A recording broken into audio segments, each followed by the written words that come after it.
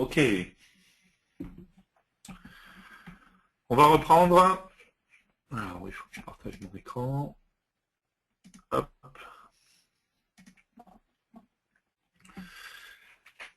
Et pour continuer sur les objets, on a vu qu'on pouvait donc créer des objets, on a vu qu'on pouvait créer des classes qui vont hériter de ces objets, bien entendu, d'accord. On va supprimer tout ça. Hop. Ok.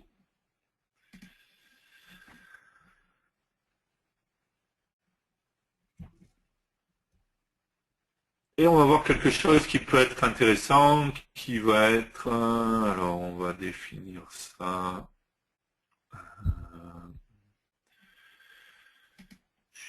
sur une procédure, là, par exemple. Voilà, procédure test. On va voir d'autres possibilités, à savoir la notion de virtual. Pas virtual, pardon. Virtual. Ok. Donc virtual, c'est ce qui va me permettre en fait d'autoriser le fait de surcharger cette procédure. À partir du moment où dans ma classe, j'ai ma procédure test, d'accord, qui est ici. Alors, on va faire quelque chose, on va dire que...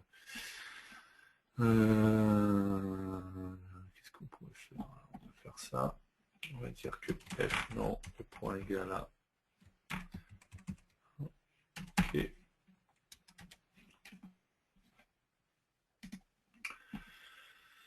Ok. Donc quand je définis une procédure en virtual, ça va me permettre de la surcharger dans les classes qui vont hériter de ma classe T-client. Donc ici, on a une classe T-client3 qui hérite de T-client. On pourrait également ici faire une procédure. Donc je vais prendre hop là. Hop, ma procédure test. Et pour pouvoir la surcharger, je vais faire un override. D'accord. Automatiquement, quand je vais faire CTRL-SHIFT-C cette fois, il va me rajouter dans ma procédure test un inherited, ce qui veut dire qu'il va appeler la procédure test qui était définie dans tes clients. D'accord. Si ici je fais F, non, j'ai oublié de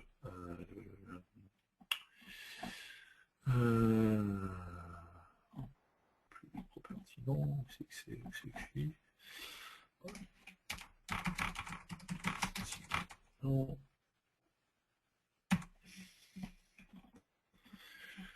Ok.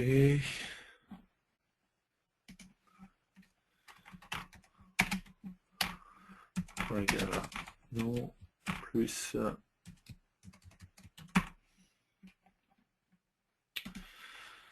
Ok. Donc si je reviens ici, je vais me créer une variable de type des clients.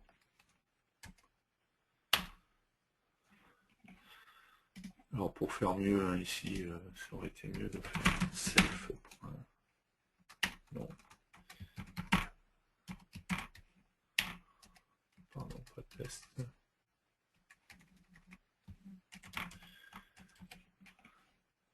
Si on code proprement, mais je suis dit, comme je suis sur ma classe, je ne suis pas obligé non plus de préciser le self. Je pourrais appliquer directement la propriété. D'accord. Bien de prendre l'habitude des fois de mettre le self pour bien voir si jamais on a d'autres objets où il y a les mêmes propriétés, ça ne pas qui se mélangent. D'accord. Mais ça serait la même chose. Ok, et ici donc client.test, je vais l'appeler test, d'accord. Et je vais faire un show message de client.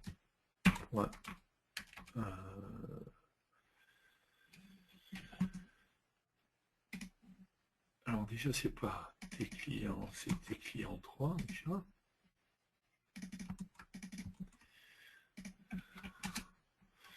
Oh non. Voilà. Ok. Oui,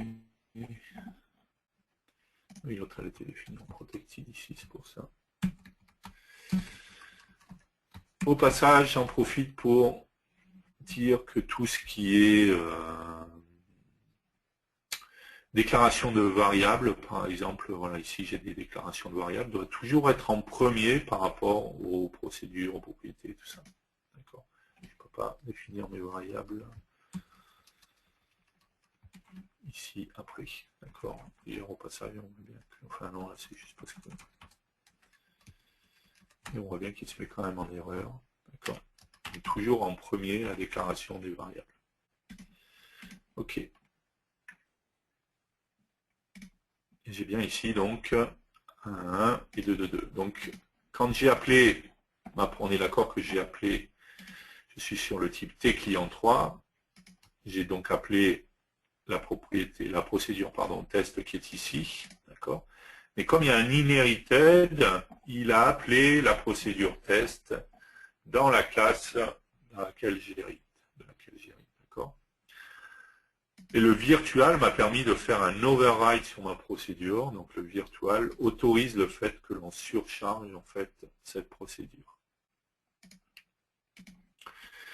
J'ai également la possibilité de faire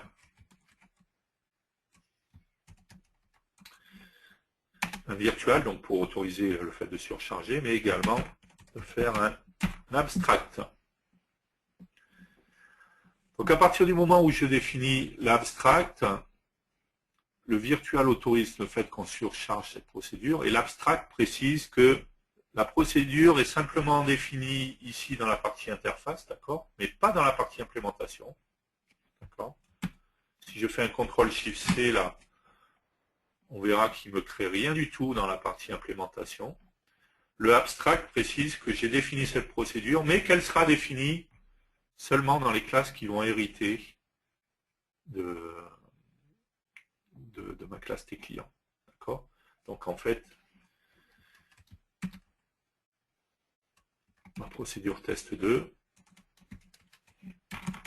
toujours avec un override, d'accord, elle est définie seulement dans la classe descendante en fait, et elle n'est pas définie dans la classe d'origine. Donc dans T client, en fait, dans la partie implémentation de T client, j'ai pas ma procédure qui est définie, d'accord.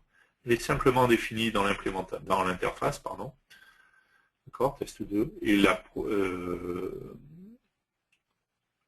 abstract a précisé que c'était une classe qui était simplement définie ici, mais qui ne sera pas utilisée ici, son implémentation sera définie dans les classes qui vont hériter de ma classe. On l'a définie dans la partie interface, elle n'est pas dans la partie implémentation. Dans la deuxième classe, suite qui hérite la classe enfant, on va avoir test 2, cette fois avec un override, et cette fois je définis bien le test 2, j'ai pas fait CTRL-SHIFT-C ici, c'est plus bas, voilà, ici donc je définis bien,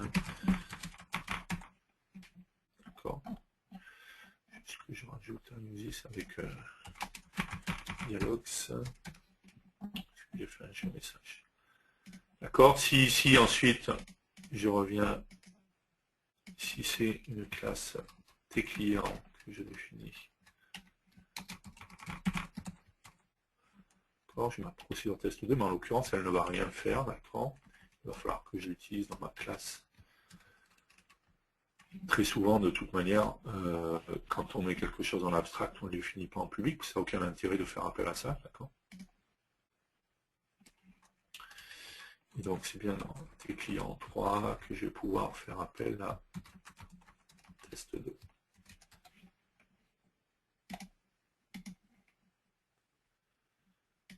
Ok, j'ai bien le message. D'accord, donc Virtual va me permettre d'autoriser la surcharge de ma procédure, de ma fonction ou autre. Et l'abstract définit par contre qu'elle n'est pas implémentée ici dans cette classe-là, mais dans la classe qui héritera de notre classe. Il y a autre chose qui peut être intéressant, qui va être, on a vu qu'on pouvait surcharger avec un override, d'accord, dans l'autre classe.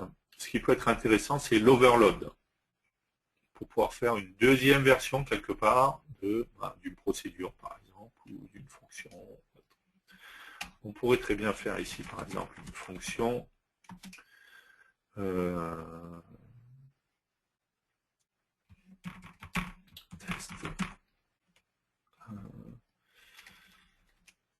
test overload, on va l'appeler, voilà, avec un paramètre param1 integer un booléen, par exemple. Et donc on va mettre un virtual pour autoriser le fait de surcharger cette fonction. Donc on est d'accord ici.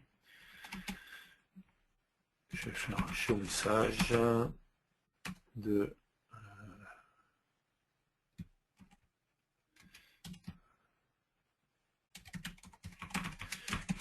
avec param integer int to str de param1. Ok, il faut juste que je retrouve, hop, voilà, le int to str où il est défini. Un petit F1. Système si utile.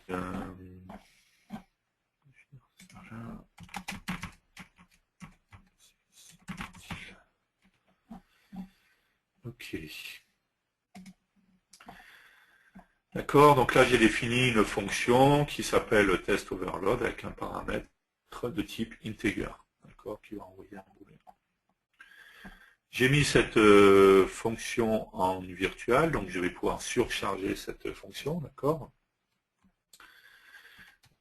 Mais au lieu de faire simplement cette fonction avec un override, d'accord, je vais tout simplement faire un overload. Et ça va me permettre de redéfinir cette fonction, d'accord. Et on va mettre ici qu'on a un paramètre 1 de type string.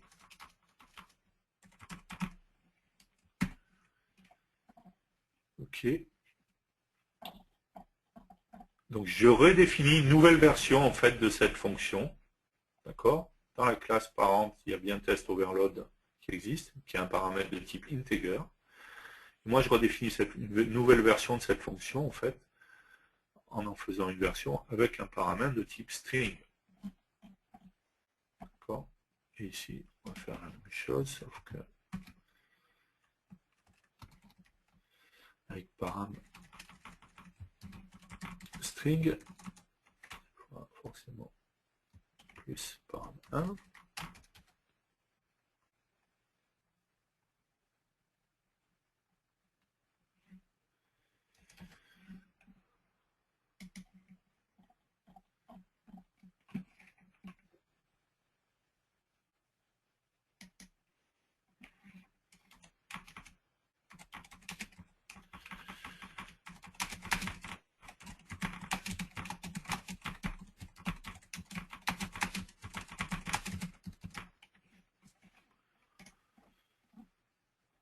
Ok. Et je pourrais bien entendu, si je voulais ici faire, même au sein de la même classe, hein, une deuxième version, voilà, avec un paramètre, je sais pas, un extend par exemple. D'accord.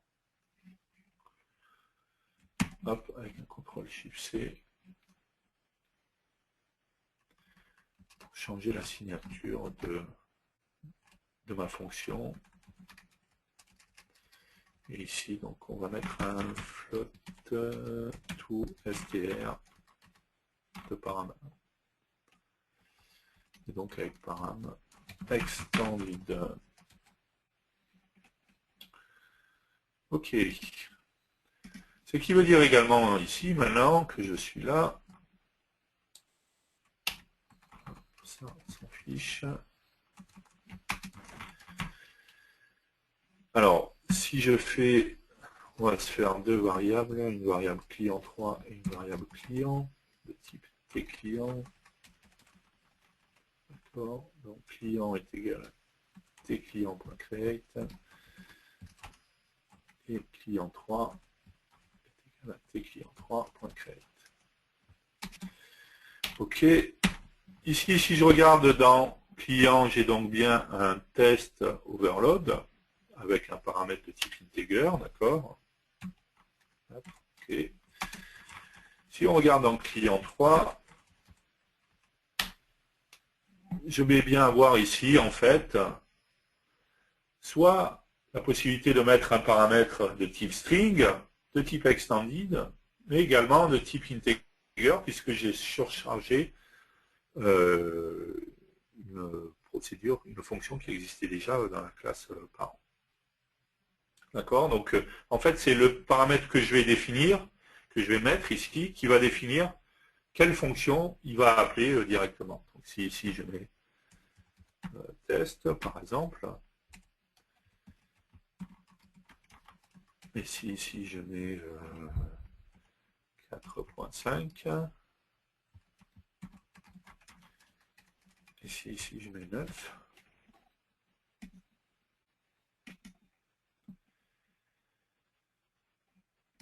d'accord, donc ici j'appelle bien la procédure avec le paramètre integer, 4, c'est mon test overload sur la classe client. Ici j'appelle bien la procédure avec le paramètre string, test, avec le paramètre extended, 4,5, et avec le paramètre integer.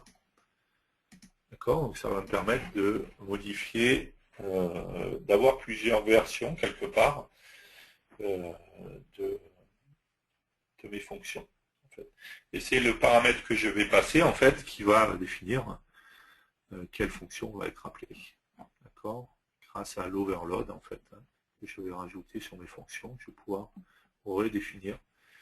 Alors, on l'a fait sur le paramètre là, j'aurais pu le faire également sur le paramètre de retour, j'aurais pu également changer le paramètre de retour. Il y a plein de manières de faire. D'accord, vous avez peut-être déjà vu ce genre de choses dans le code, d'accord. On a, pardon, c'est quand on définit, comment ça s'appelle, list, je crois que des string list.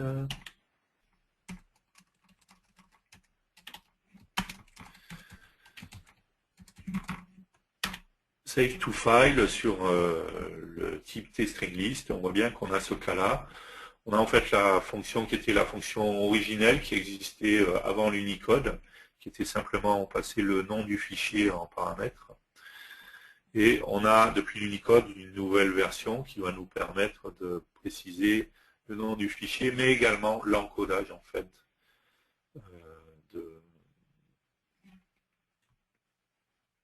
l'encodage du fichier en fait, pour l'encodage Unicode qu'on va vouloir utiliser. D'accord, donc on est dans le même cas d'utilisation. Ici on est dans la version save to file classique, on voit juste en dessous. Hein, et on a bien ici un overload. Et en même temps, on a précisé un virtual qui permettrait, si on veut, également de surcharger cette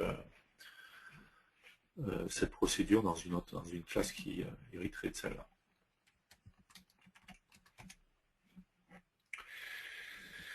Ok.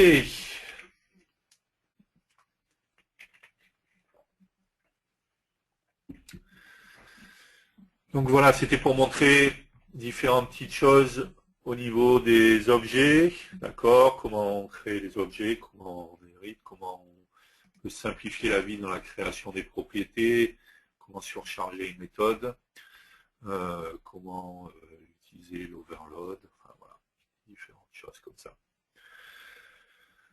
Je vérifie l'heure, c'est bon. On va passer à autre chose. Enregistrer tout ça.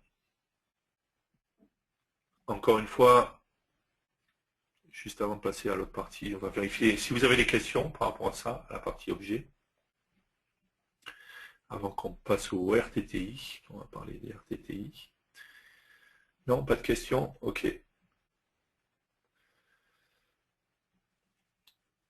On va passer donc au RTTI. Encore une fois, ce qu'on a vu là sur les objets, comment ça s'appelle, c'est valable également dans FireMonkey ou dans la VCL, quoi. Il n'y a pas de différence par rapport à ça. D'accord, ça n'est que du code, il n'y a rien de visuel là-dedans.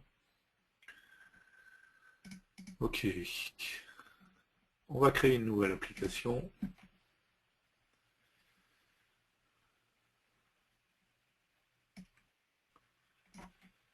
Ok, enregistrer le projet dessous.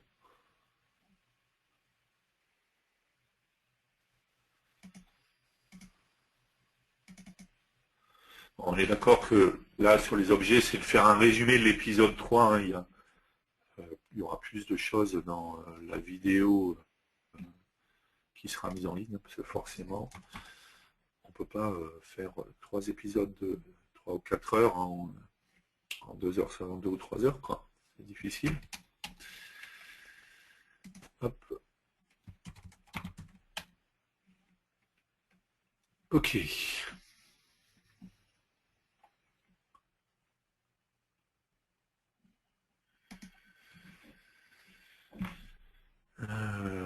Et on va mettre un bouton, par exemple.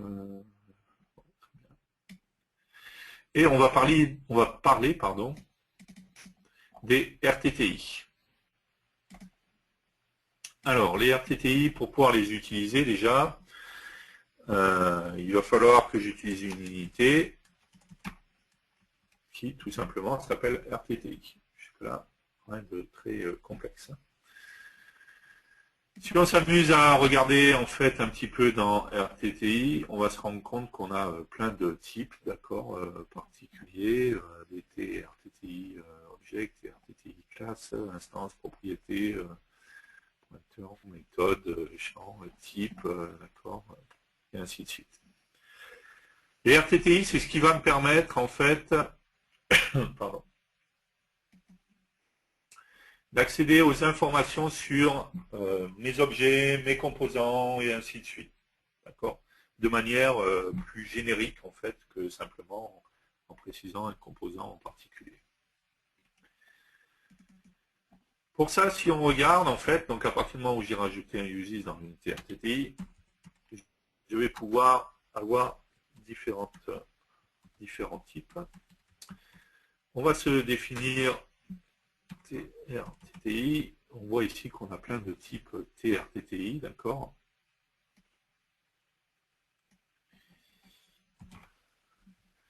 Et on va partir d'un type TRTTI contexte.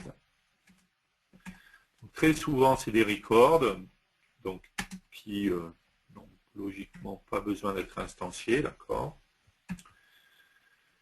Et ça va nous permettre de récupérer différentes informations, d'accord. On va utiliser le type RTTI contexte pour utiliser différentes informations et on va voir après ce qu'on peut récupérer ou jusqu'où on peut aller.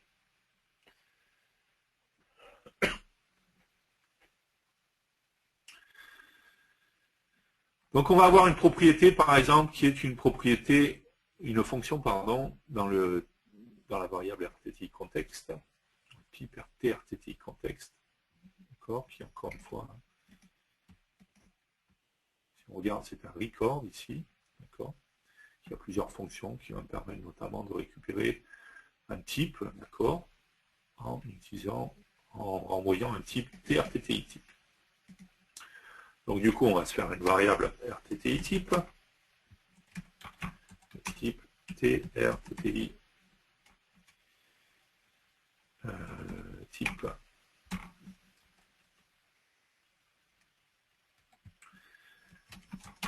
Et on va voir en fait que dans RTTI type, ma variable de type TRTTI type, de la même manière, je vais pouvoir avoir accès à toute une série d'informations et de choses.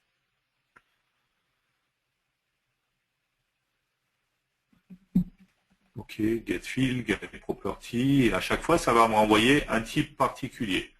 RTTI field, RTTI property, RTTI méthode, voilà, d'accord. Il y a plein de types particuliers.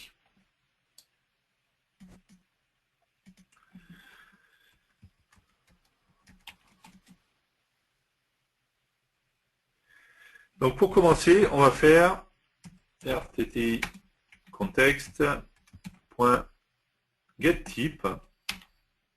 D'accord. Et on va pouvoir lui passer une classe. D'accord. Donc on va lui passer par exemple notre sender, d'accord, qui est notre bouton, classe type, d'accord, qui est la classe de notre bouton. Ça va nous renvoyer un RTTI type. Donc on va mettre ça dans le RTTI type. À ce moment-là, il faut faire attention, parce que dans le getType, ce que je renvoie, c'est une classe, donc je ne suis pas positionné sur un composant en particulier, je suis positionné au niveau de la classe, d'accord? Donc je récupère des informations sur cette classe, en fait. Donc là, ça va être notre bouton, donc ça va être la classe tButton. Pardon. Hop. Ensuite, je vais pouvoir récupérer des méthodes, des champs, des propriétés, et ainsi de suite. Imaginons par exemple que je veux récupérer la propriété, d'accord, sur mon RTTI type, j'ai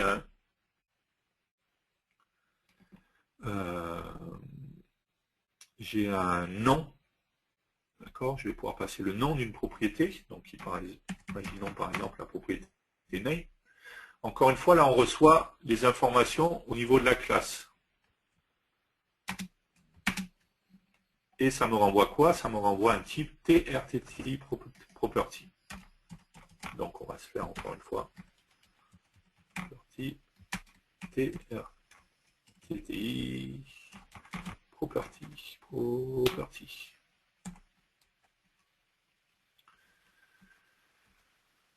Ok, donc sur le RTTI context, je récupère des informations sur le type en fonction d'un type de classe, d'accord?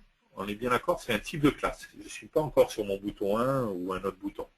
Je suis sur le type tButton. Sur ce type tButton, donc je suis positionné sur le RTTI type, je vais récupérer des informations sur la propriété. D'accord?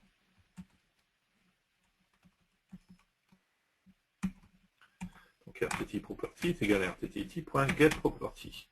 Et la propriété, c'est la propriété name. Encore une fois, ici, je suis seulement sur la classe. Je ne suis pas sur mon composant en particulier. D'accord?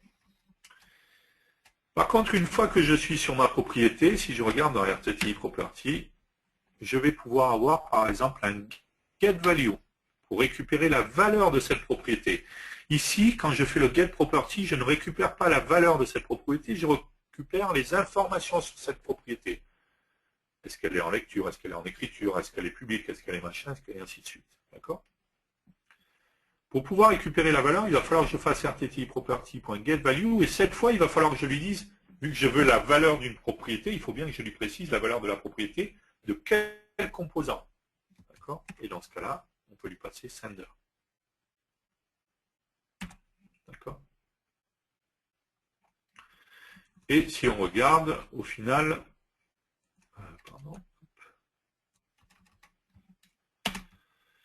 il nous renvoie un tValue. D'accord? Si on veut, on peut faire également un toString, donc on pourrait faire un showMessage. Hop.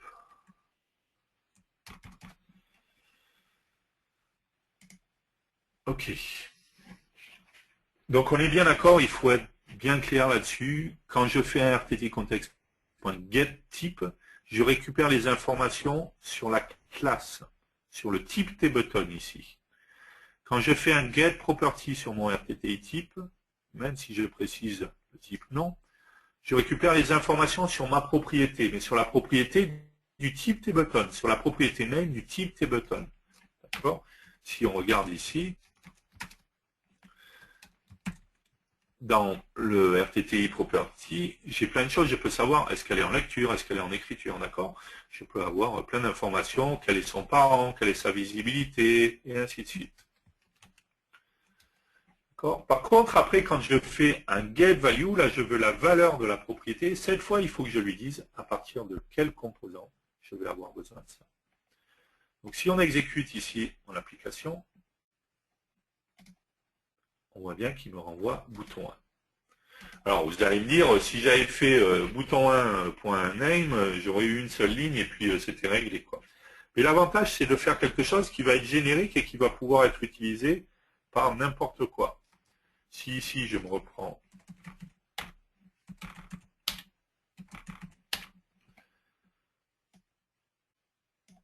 plusieurs boutons, d'accord.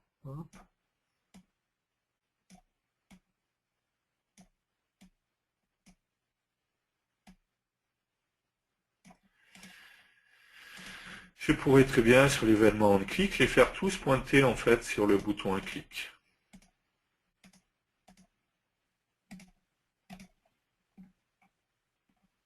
D'accord. Bouton 1, bouton 2, bien bouton 3 et bouton 4. De la même manière, je pourrais le faire également avec un composant qui n'est pas un bouton.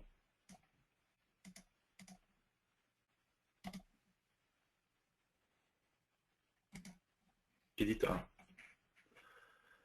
L'avantage des RTTI, c'est ça, c'est que à aucun moment je vais avoir besoin de caster pour dire alors, si c'est un T-button, il faut que je fasse ça. Si c'est un T-edit, il faut que je fasse ça. Si c'est un machin, il faut que je fasse ça. Si c'est un machin, il faut que je fasse ça.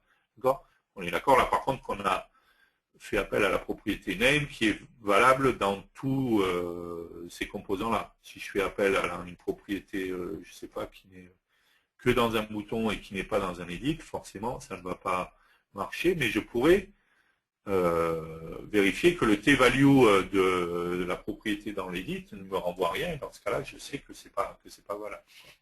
D'accord? Là, on renvoie simplement la valeur de la propriété, mais rien ne m'empêche, en fait, de récupérer plein d'autres choses. On l'a vu à partir du RTTI Property. Je peux savoir, est-ce que ma valeur est en lecture, en écriture, quel est son parent, quelle est sa visibilité, ça peut être intéressant, d'accord. Je peux récupérer ici on est allé sur le get property, encore une fois, sur le RTTI type, mais rien m'empêche de faire des get méthodes également pour accéder à une méthode, à une procédure, une fonction, et ainsi de suite. Et encore une fois, le but c'est que ça soit générique, d'accord, et que je puisse le faire pour, de manière plus générale pour tout le monde. D'accord, sans avoir besoin. Donc on pourrait par exemple ici, imaginons, et on va mettre des composants, plein de composants particuliers. Qu'est-ce qu'on pourrait mettre? Des labels, checkbox, radio button, d'accord, listbox par exemple, peu importe. Ok, et on va mettre ça sur le bouton. Ouais. Au lieu de faire ça comme ça, on va se faire for i de point est égal à 0, tout self, donc la forme, point component compte, moins 1. Pardon, excusez-moi. D'accord, et du coup, on va parcourir tous les composants de la fenêtre. D'accord. Et ici, on va tout simplement faire... alors...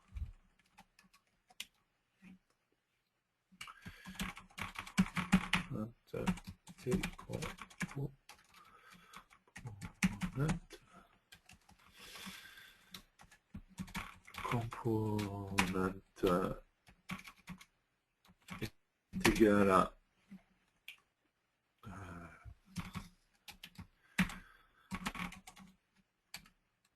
components de i. Et ensuite, on va partir de là pour faire hop.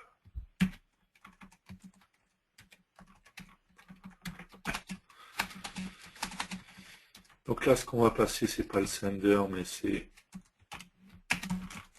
component.classType. Et ici, ce qu'on va passer, c'est correspondantes, tout simplement. On va mettre ça dans un mémo, plutôt que d'afficher les champs messages en rallonge.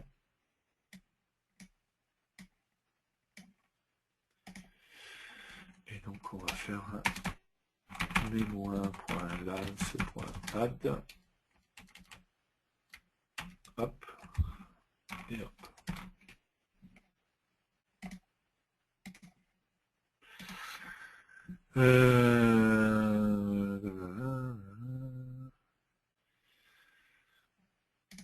Où est-ce que je me suis trompé? Une parenthèse en trop là.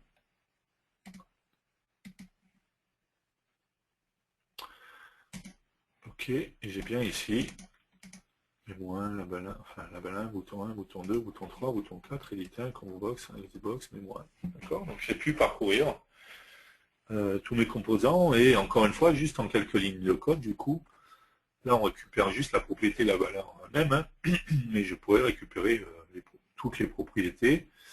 Et de la même manière, hop, ici, on va...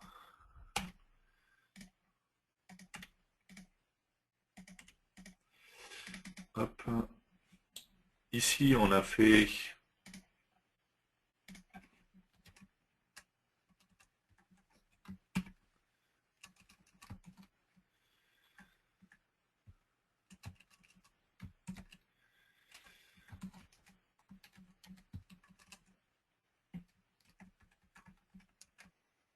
Donc ici on va utiliser le sender.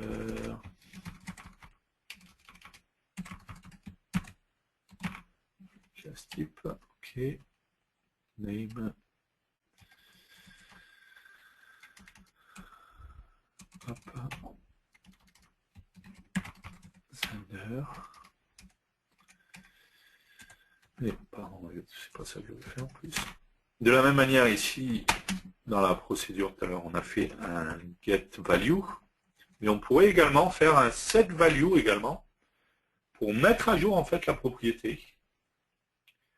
Donc de la même manière qu'on pourrait récupérer des informations sur des méthodes, également on pourrait exécuter des méthodes, d'accord, des procédures, des fonctions. Donc on n'a pas simplement la récupération d'informations sur ce qui se passe sur les composants et autres, mais on a également la possibilité d'interagir avec ces composants. Là, on le fait avec des composants, mais rien ne m'empêche de le faire avec des objets, hein, même des objets que j'ai définis moi-même. Hein. Si je reprenais le type T client, je pourrais parcourir ses propriétés, voir les valeurs de ses propriétés, et ainsi de suite, quoi. Pas besoin que ce soit forcément des composants ou des objets de la VCL ou de FireMonkey. Donc ici, je pourrais très bien faire un set value de sender. Alors, on ne va pas prendre name, par contre, on va prendre caption. Parce que le name, on ne va pas voir grand-chose. Hein. D'accord, donc le composant et la nouvelle valeur. Donc, on va mettre test, par exemple.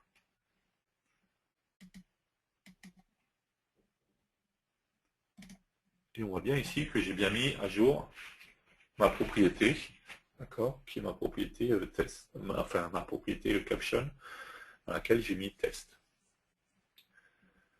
D'accord, donc grâce au RTTI, en fait, vous allez pouvoir avoir accès à toute une série d'informations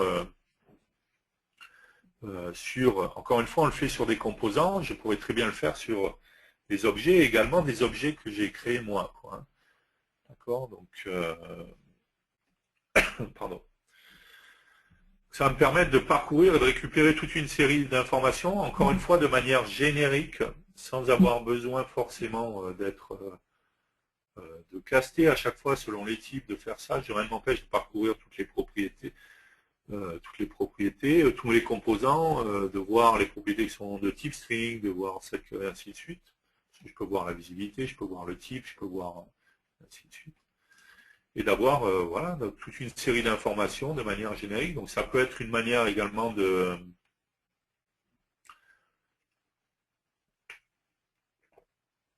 assez facile de récupérer des informations sur ce qui se passe, quoi.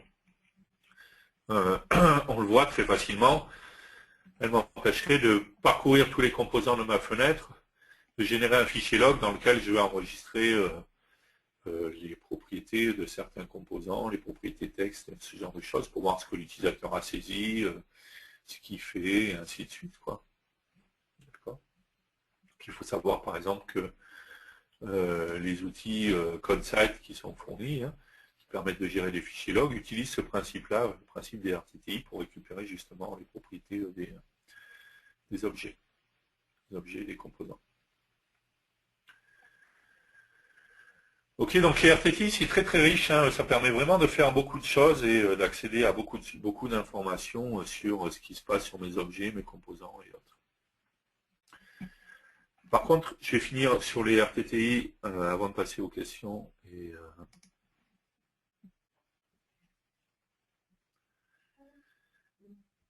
William vous a envoyé un lien, d'accord, qui est important, parce qu'en fait, il faut savoir qu'à partir du moment où vous créez une application, automatiquement, vous avez les RTTI, d'accord. Et forcément, à partir du moment où vous avez les RTTI, ben, il y a besoin de beaucoup plus d'unités de choses qui sont concernées. Et ça va faire grossir la taille de votre application. Donc si vous êtes sûr qu'à aucun moment vous avez besoin des RTTI, vous avez une astuce qui est ici, hein, qui a été fournie par William et par Mathias en fait, qui va vous permettre de désactiver les RTTI pour ne pas les avoir dans vos applications. Ce qui du coup ferait baisser la taille de vos applications. Attention, par contre, il faut être bien sûr que vous n'ayez pas du tout besoin des RTTI. De la même manière, il faut être sûr que vous n'utilisez pas un composant qui, lui, utiliserait les RTTI. D'accord. Donc, voilà. Mais ça peut être une astuce intéressante si vous voulez faire réduire la taille de vos applications.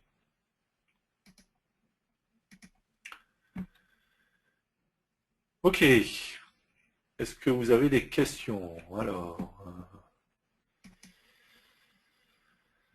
vous n'avez pas parlé de reintroduce. Donc oui, dans l'objet, on doit l'avoir d'ailleurs. Je sais pas, ça que je voulais faire. Si on fait, pas sûr que c'est introduce, voilà. Si je vais faire dessus, je ne sais plus si la doc est bien ici ou pas.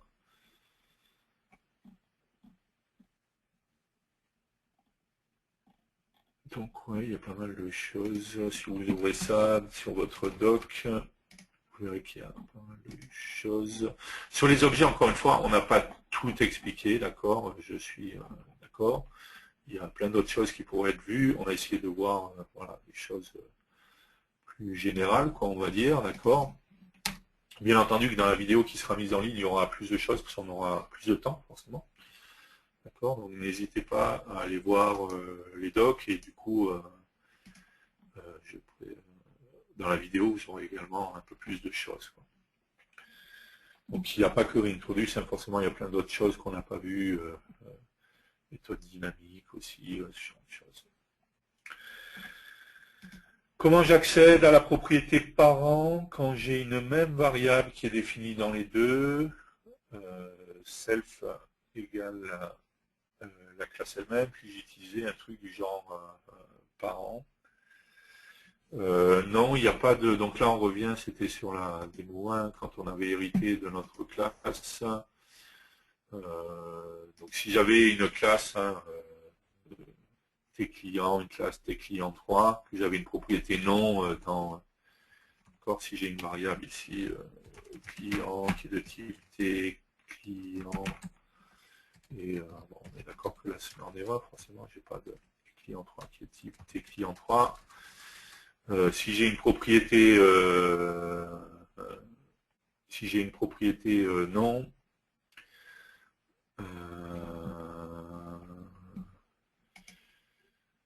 ok, bah, il y a William qui a un truc déjà tout prêt, donc hop, on va lui laisser prendre la main.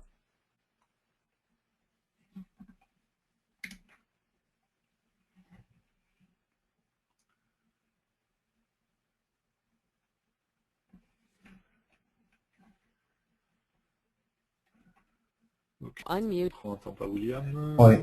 Et on se m'a muté en même temps que je t'ai démuté. Oh, comment il est mon truc? Wow. Il n'a pas aimé le changement à chaud. Ok. Typiquement, j'ai une classe T personnes, j'ai une classe T client qui hérite de T personnes, d'accord. Dedans, j'ai un nom qui est protected, qui est utilisé par ma propriété, et dans mon client, de la même façon, j'ai redéfini nom. Et donc la question, c'est effectivement comment accéder à fnom du parent.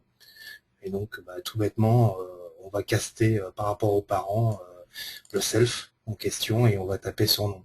Si je prends cet exemple que je vais cliquer, d'ailleurs ça va être personne, et là ça va être client, voilà, et pour personne c'est bon, pour client en fait il suffirait de faire ça, tout bêtement, d'accord, hop. Si je prends, si je le fais comme par défaut, classiquement, donc sur l'enfant, d'accord, par rapport à l'héritage, que j'exécute hop, ma méthode, hop, bouton 1, là j'ai Toto qui s'affiche. Alors, qu'est-ce que j'ai fait? Oui, parce que sinon vous n'allez pas comprendre, c'est là. En fait, j'ai mis tutu et j'affiche le nom de personne, d'accord? Sachant que j'ai un constructeur, create, qui affecte Toto par défaut à mon nom. Donc on voit bien que lorsque je fais un self.fnom, j'ai bien non pas la valeur que je viens d'affecter, enfin, non, faut que je vais trop vite et du coup c'est pas très compréhensible. Je recommence. Si par défaut je fais bien évidemment un c.nom, on va mettre au-dessus de ce que je viens d'affecter, bien évidemment on va voir tutu. Qu'est-ce que j'ai fait? Il est déjà lancé. Hop, fermé. Je réexécute. Hop. On voit bien que là, c'est client tutu, donc c'est bien la méthode. Et derrière, Toto pour le parent. D'accord? Tutu pour lui, Toto pour le parent, vu que c'était défini en constructeur. Le constructeur qui est là. Et par contre, si je fais exactement l'inverse, d'accord? Je vais pas sauvegarder. Que je fais un play. Que je reprends l'application. Que je la monte. Cette fois-ci, j'ai rien. Et j'ai tutu qui a été défini. Donc sur personne cette fois-ci, par rapport à mon code, qui est bien évidemment, j'ai rien pour le premier parce que il a été chercher la valeur locale de mon client et non pas justement de personne. D'accord. Donc voilà quoi. Je sais pas. Ça répond à la question, je pense, qui avait été posée. Ouais, tout à fait, Comment ça on répond accède à aux la parents? question. En faisant comme ça. Voilà. Ok, voilà, donc il faut le caster avec l'ancienne. Il n'y a pas un truc Il n'y a parent pas parent point. point comme on fait sur les composants justement pour avoir le composant parent. Voilà. Ok, alors les autres questions. Pourquoi est-ce que ça fonctionne sans créer RTTI? Alors je vais reprendre la main. Je l'ai là, je le partage déjà. Ok, donc RTTI contexte puisqu'il est déclaré, donc tout simplement, c'est ce qu'on a dit au début, c'est un record, donc on n'a pas besoin de l'instancier en fait. D'ailleurs la personne s'en est rendu compte après ou c'est un record direct. Exactement. Est-ce que ça influe pas trop sur les performances? Alors si vous n'utilisez pas les RTTI, ça ne va pas avoir d'impact sur les performances. Après, c'est sûr que si vous utilisez énormément les RTTI, que vous passez votre temps à chercher dans plein de composants et tout ça, bah oui, ça peut prendre un peu de temps de traitement, mais ça reste relativement rapide par contre. Par contre, on l'a vu, ça a un impact sur la taille du code, hein, d'où la plus de William si jamais vous ne voulez pas du tout utiliser les RTTI et que vous voulez voilà, avoir un code, un exé plus léger, quoi, on va dire. Mais c'est somme toute performant, il n'y a pas de souci pour ça. Après, bien évidemment, entre du Ouais. statique et du dynamique, il y a toujours une différence. Mais ça, non, c'est relativement transparent si vous faites, enfin, si vous en servez pour faire des trucs classiques, quoi. Je m'en suis déjà servi, Et en par plus, exemple, pour l'avantage, faire. c'est que du coup, comme c'est relativement générique, vous avez souvent moins de code à faire. Alors oui, ça va aller chercher plus de choses. Ouais. Si vous vouliez le gérer vous-même, vous auriez plein de cas à traiter. Dans le cas du bouton, je fais ça. Dans le cas d'Edith, je fais ça. Donc au final, vous auriez aussi perdu du temps parce que vous auriez déclaré des tas et tas de cas différents. En Moi, je m'en suis servi par exemple, pour un exemple concret, pour une application où je voulais faire mon propre système de int, donc d'infobulle. En fait, j'utilise RTTI tout simplement sur l'ensemble de mes composants. Je balaye tous mes composants et je vais utiliser RTTI pour savoir s'ils ont une propriété onMouseOver, onMouseExit, enter, etc. Et par rapport à ça, si c'est le cas, je vais pouvoir afficher mon int parce que dessus, je vais aller en fait redéfinir les onMouse pour que ça utilise en plus ma méthode de ce que ça va être utilisé par rapport à ce qui a été défini dans l'application. Et ça, je le fais en dynamique. Et effectivement, s'il avait fallu que je passe sur chacun des composants pour dire il faut que là, j'appelle telle méthode, ça aurait été beaucoup, beaucoup plus lourd. C'était pas clair? Ok. Est-ce que getProperty récupère n'importe quelle propriété sans tenir compte de la visibilité? Oui, tout à fait. Hein. C'est pas simplement limité à ce qui est public ou quoi que ce soit. Nous, tout à l'heure, on a vu le fait que on avait la notion de récupérer la visibilité justement pour savoir quelle est la visibilité. Donc on va pouvoir accéder à tout justement, que ça soit en private, protected et ainsi de suite. Quoi. Donc c'est ça qui est intéressant également. Quoi.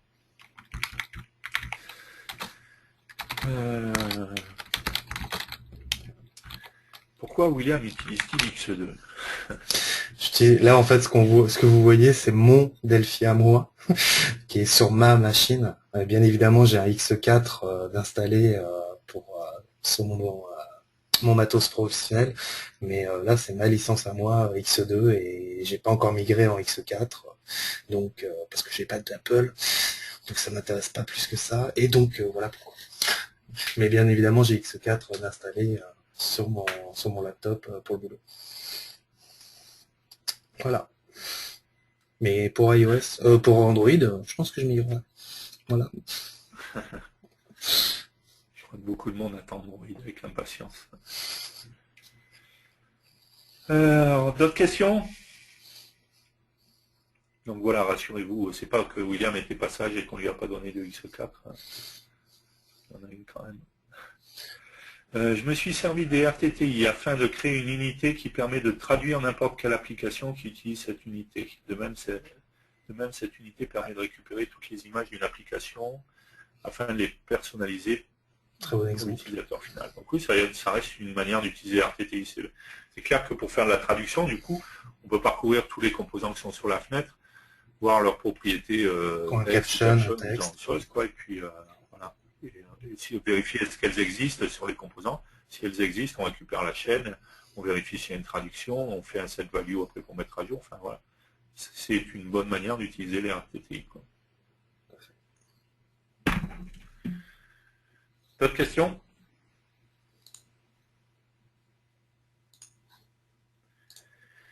Ok. Je vais vous laisser aller manger, alors vous devez avoir faim. Et puis on va se donner rendez-vous tout à l'heure. Je vous rappelle, soyez nombreux à 4 heures. Hein. On a Marco Cantou qui sera avec nous. Ok, je vais vous souhaiter un bon appétit. Et puis je vous donne rendez-vous à 14 heures. Mangez pas trop pour ne pas vous endormir tout à l'heure. Et rendez-vous à 14 heures. Bon appétit, mangez bien. À tout à l'heure. Bon app à toutes.